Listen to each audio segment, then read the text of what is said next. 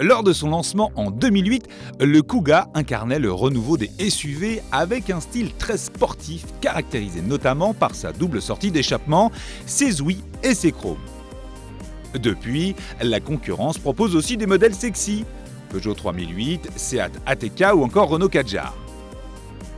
Pour ne pas se laisser distancer, les designers du Kuga ont tenté de lui appliquer autant que possible les derniers codes stylistiques en date, comme la massive calandre trapézoïdale ou les blocs optiques affinés. Notez qu'une déclinaison ST-Line au look plus sportif est disponible, ainsi qu'une version vignalée jouant la carte du luxe, toute option activée, avec des chromes et des cuirs de meilleure qualité, sans pour autant tenir la comparaison avec les premiums allemands. En matière d'équipement, le Kuga est le premier modèle Ford vendu sur le marché européen à bénéficier du Sync 3, cette interface à commande vocale intégrée au désormais généreux écran tactile de 8 pouces. Il s'utilise comme une combinaison iPhone Siri avec à peine moins de réactivité sur le tactile. Les optiques sont devenues adaptatives, le parc A6 permet désormais de faire un créneau sur des places en bataille et la batterie de système de surveillance a été mise à jour pour inclure désormais l'alerte de proximité lors des sorties de parking et le freinage actif d'urgence jusqu'à 50 km/h. À l'arrière, on note des assises particulièrement inclinées et confortables. Et en ouvrant le coffre, toujours 456 litres de capacité à rapprocher des 520 litres du nouveau Peugeot 3008 et 615 litres du Volkswagen Tiguan.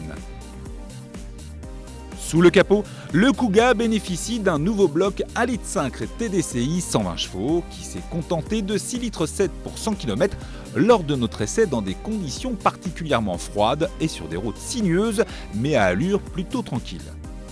Avec 115 grammes par kilomètre de CO2, il joue le rôle d'élève sérieux en matière d'émissions en faisant aussi bien que le Tiguan. Toutefois, Peugeot affiche des scores plus impressionnants avec son 3008 qui tombe à 100 grammes par kilomètre de CO2 rejeté. Le bloc Ford est plutôt bien insonorisé, la commande de boîte qui lui est associée manque en revanche de précision face à la concurrence d'aujourd'hui. Disponible via une transmission intégrale à gestion automatique très efficace, incluant l'assistante à la descente, le Kuga reste bien placé ici aussi, comme nous avons pu le constater sur les routes verglacées de Norvège. Son comportement général est fidèle à la réputation de la marque, sain, très bien amorti, avec un très bon ressenti de route grâce à une position de conduite et un toucher de volant toujours agréable. Cette même direction ne génère pas d'effet pendulaire comme un équivalent Kia ou Opel par exemple. Le Kuga reste au final une valeur sûre et éprouvée tout en faisant un petit effort notable sur ses tarifs.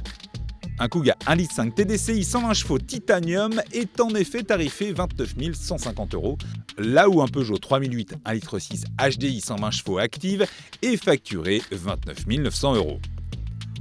Le français a le style et les motorisations pour lui, mais l'anglo-américain propose quant à lui une dot supérieure tout en étant sensiblement moins cher.